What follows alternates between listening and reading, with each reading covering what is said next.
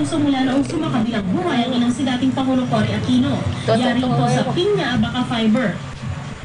Pero sa oras na maging Pangulo, aminado si Aquino na magbabago na ang kanyang fashion sense. Nauna lang sinabi ni Aquino sa GMA News na fashion consultant niya ang kapatid na si Chris.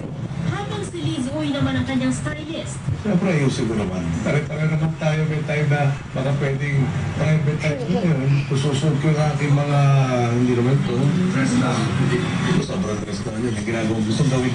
Ako na nanay ko ng araw yan. Yung mga maninipis na mga t-shirt, mga...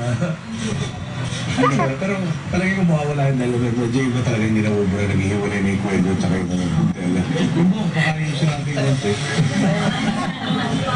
Pinaplano na rin ni Aquino ang kanyang inauguration sa June 30. Ang pinagpipilian, Quirino Grandstand sa Luneta at Quezon City Memorial Circle. Pagkatapos daw ng seremonya sa Atlanta, gusto niyang makasama sa isang party ang mga ordinaryong taong nagdala sa kanya sa Malacanang. We're still working it out. Pwede ba tayo street party? Sa Adaerin, sa gabi. Gusto rin maiba ni Aquino pagdating sa presidential residence. Tuluyan ang tinanggihan ni Aquino ang Arlegui Mansion na iniahanda ngayon ng Malacanang. Napakalaki raw kasi nito para sa kanya. Ang binabayad na renta dito, mabuti raw magamit na lang sa ibang bagay. Bukod sa Aquino residence sa Times Street, Quezon City, pinag-aaralan daw ni Aquino kung pwede siyang tumira sa bahay pangarap sa loob ng TSG compound. Nakatapat lang na Malacanang sa gilid ng Pasig River. Nauna nang sinabi ng kapatid ni Aquino na si Chris na ayaw niyang tumira ang kanyang kapatid sa Malacanang dahil bad feng shui daw ang maduming ilog sa tabi nito. Sagot naman sa kanya ng senador, okay lang daw ito sa mga taong isinilang sa Year of the Rat gaya niya. I just have to make sure of certain things. So for instance, it's in Malacanang Park, and Malacanang Park houses the Presidential Security Group, which is an AFP camp. I'm not sure that that is appropriate. Sa kabila ng paghahanda ni Aquino na maupo sa pwesto, suportado raw niya ang kanyang running mate na si Senador Mar Rojas na hanggang ngayon ay ipinaglalaban pa ang posisyon ng Vice Presidente. Sandra Aguinaldo ang inyong saksi. Kasunod na naman isabay sa pagdiriwang ang founding anniversary ng Makati sa darating na Biyernes ang Victory Parade dahil katandem ni Erap. Ang siyang nangungunang Vice Presidential candidate na si Makati Mayor Jejomar Binay. Saksi si John Consulta. Ngayon pa lang abala na sa pagayak ng mga float ang ilang taga-Makati. Ang iba naman, todo na sa pag-iensayo ng mga instrumento para sa engranding parada sa Biyernes. Kaugnay sa 300 at 40 anibersaryo ng pagkatatag ng lungsod. Pero naiiba ang selebrasyon ngayong taon.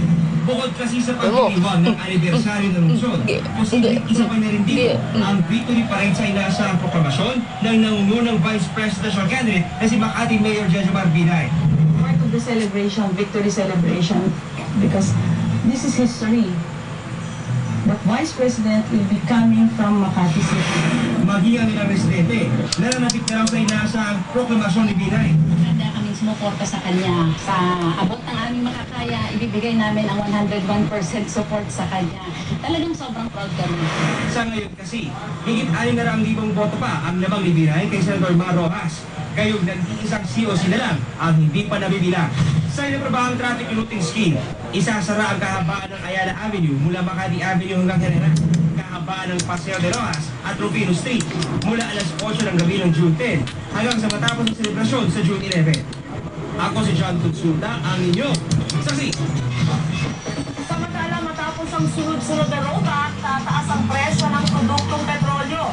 Simula alas 6 ng umaga bukas, piso kada litro ang dagdag presyo ng sea oil sa kanilang gasolina, diesel at kerosene. Paliwanag ng sea oil, tumaas ang presyo ng crudo sa world market. Ito pa ang unang price increase sa buwan ng Hunyo. Wala pa namang abiso ang iba pang kumpanya ng langis kung magtataas din sila ng presyo. Tataas ng 22 pesos ang arawang sahod ng mga minimum wage earners sa Metro Manila. Pero para sa ilang grupo, kulang ang magiging aumento. Saksi si James Ibrahim. Sa halagang 23 pesos, kwenta ng buklura ng manggagaang Pilipino.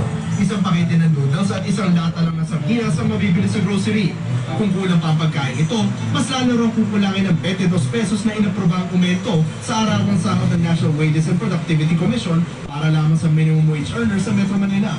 Gate ng BMP, masyado itong maliit sa gitna na nagtataas ang presyo ng mga bilihin.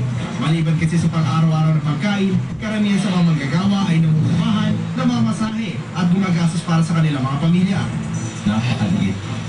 Napakaliit ng 22 pesos kumpara sa napakataas na presyo ng bilihin ngayon, yung mga batayang pangangailangan ng mga manggagawa.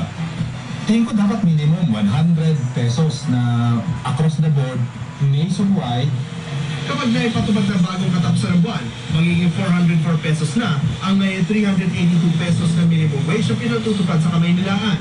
Ang ginusang Mayo 1 na noon pa man ay nagsusulong na ng 125 pesos across the board legislated wage increase, bumong dagdag sahod ang bansag sa 22 pesos na aumento. Sana nga, hindi na nagbigay kung baga